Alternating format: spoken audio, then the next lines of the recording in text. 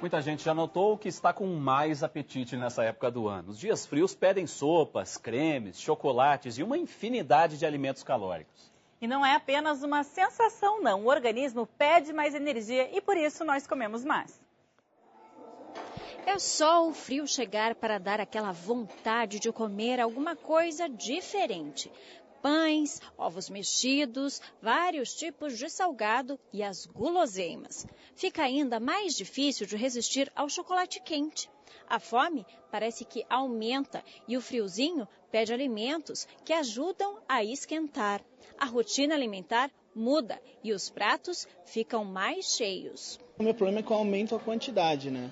Não sei se é pela ansiedade, pelo clima, não sei, mas eu acabo comendo demais no inverno. De manhãzinha é um pão com queijo quente, um misto quente, omelete, né, uns pãezinhos com creme. O regime fica de lado nessa hora? Ai, tem ficado, viu? Nos restaurantes, o cardápio muda. É preciso reforçar alguns ingredientes no estoque, já que o consumo aumenta. Especialmente itens mais calóricos, né, que levam chocolate, os achocolatados, a parte de café, a parte de sobremesas mais calóricas, né. Nós inclusive estamos implementando agora no café da manhã um mingau, um curau, que existe uma demanda bem grande. Uma redução talvez de um item só da salada? No nosso dia a dia, 70% você tem uma redução e o aumento, o incremento dos itens como sopas e cremes na mesma margem. A fome é uma resposta do nosso organismo para aumentar a temperatura do corpo. É por isso que no frio sentimos mais fome e vontade de comer alimentos pesados. E é aí que fica difícil resistir às guloseimas e às frituras. Quanto mais frio o ambiente, mais o nosso organismo tem que trabalhar para manter aquela nossa temperatura ao redor de 36 graus que nós temos mais ou menos, né? Então, para manter uma temperatura alta, o corpo tem que despender de calorias para conseguir fazer isso. Isso gasta muita energia do organismo, né? Então, quanto mais baixa a temperatura ambiente, mais calor o corpo precisa produzir e mais calorias ele vai requerer da nossa alimentação. Mas, segundo o médico, nada disso justifica os quilinhos a mais. Essa fome ela tem um limite, ela aumenta um pouco para você conseguir simplesmente dar conta dessa produção de calor. Tudo que você comer excedente ao que precisa para produzir calor, daí já está fora do que o corpo está pedindo. Acaba sendo um mau hábito mesmo, né? E isso faz com que você ganhe peso.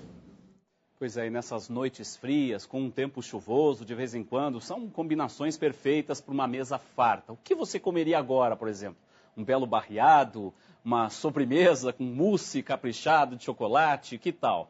Assim não dá. Essa definitivamente não é uma dieta saudável, nem mesmo para o inverno, que ainda não chegou. E é por isso que a gente recebe aqui no estúdio a nutricionista Marilise Tamanini, que vai orientar sobre os alimentos que matam a nossa fome, mas não matam a gente também, né, Marilise? Exatamente. Tudo bem? Boa noite. Boa noite. Como é que a gente pode fazer para, de certa forma, combinar um pouco com essa necessidade do organismo, que o médico ressaltou ali, que realmente o corpo pede esse tipo de alimento, mas que a gente não engorde muito nessa época do ano? As pessoas acabam dando muito mais do que o corpo pede, né?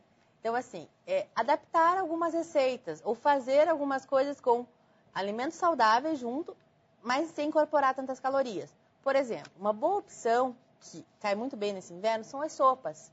Então, assim, caprichar bastante nos vegetais e vegetais com baixo valor calórico, como chuchu, abobrinha, repolho, né? Evitar também preparações à base de creme de leite.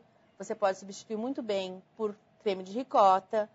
Passar a usar em preparações alimentos de baixo valor calórico, mas que mantenham aquele sabor quentinho que as pessoas muitas vezes procuram no inverno. Você disse esse sabor quentinho. Chega essa época do ano, realmente não dá muita vontade de comer salada, fruta. Como fazer realmente para continuar com uma dieta saudável? São estratégias. Por exemplo, as frutas, você pode fazer um aquecimento das frutas ou no micro-ondas, ou no forno, ou na própria panela de teflon. Você pode fazer isso com banana, com maçã, com abacaxi, com pera. E quando as frutas ainda estão quentinhas, você pode polvilhar uma mistura de cacau e canela, né? Você ainda tem o benefício da serotonina do cacau para o teu corpo. E a canela também é um alimento bastante termogênico. Muita gente nessa época opta pelas sopas, né? Quentinho em casa, tudo bem. Agora, depende da sopa também, né? Porque não adianta uma sopa cheia de alimentos muito calóricos, que o resultado não é o mesmo. Você pode pensar em uma sopa, um prato de sopa com bacon, creme de leite e manteiga, né? Uma sopa cremosa. Ou a gente pode pensar em 3 pratos de sopa com abobrinha, chuchu, legumes, uma carne magra. Né? Existe um grande diferencial calórico nessas 2 escolhas. Agora, outra coisa que ajuda a esquentar e que não é nada calórico são os chás, né? Alguns até ajudam, são diuréticos, outros ajudam a emagrecer. Isso é mito ou é verdade? O chá de hibisco, o chá de cavalinha são 2 bons exemplos de chás diuréticos. Né? O chá diurético, na verdade, o horário melhor para ser consumido é antes das refeições. Existem também os chás termogênicos, como o chá verde, né? O chá branco.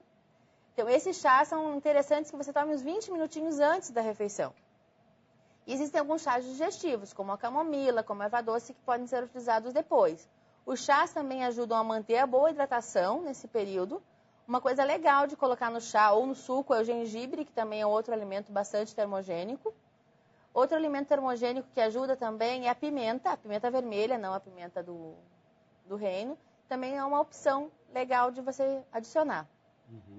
Agora, pimenta, você citou na pimenta, canela, são alimentos que nessa época do ano podem ser utilizados livremente ou não? Tem que ter um certo cuidado também.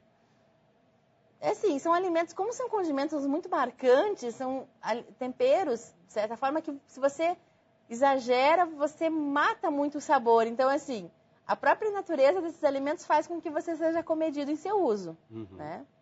Agora, também nessa época do ano, as pessoas não podem esquecer daquela regra básica para o metabolismo continuar funcionando, que é comer de 3 em 3 horas. Realmente, as pessoas precisam comer um pouco a mais, mas acabam perdendo um pouco a linha, né? Exatamente. O fracionamento faz com que você não tenha picos de glicemia, com que o teu metabolismo esteja sempre adequado ao ritmo que você precisa, né? Você consegue, com isso, muito melhor diferenciar a tua fome física da fome emocional.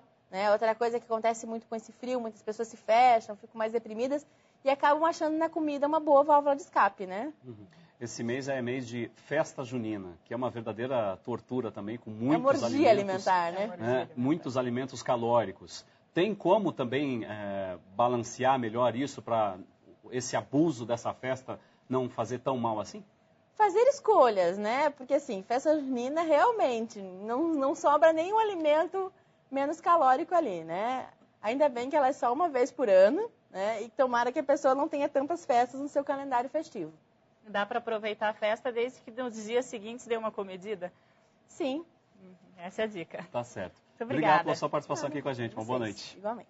Você vai ver a seguir a iniciativa de escolas municipais de abrir também nos finais de semana. E as atrações da Festa do Divino no litoral do Paraná. A gente volta depois do intervalo.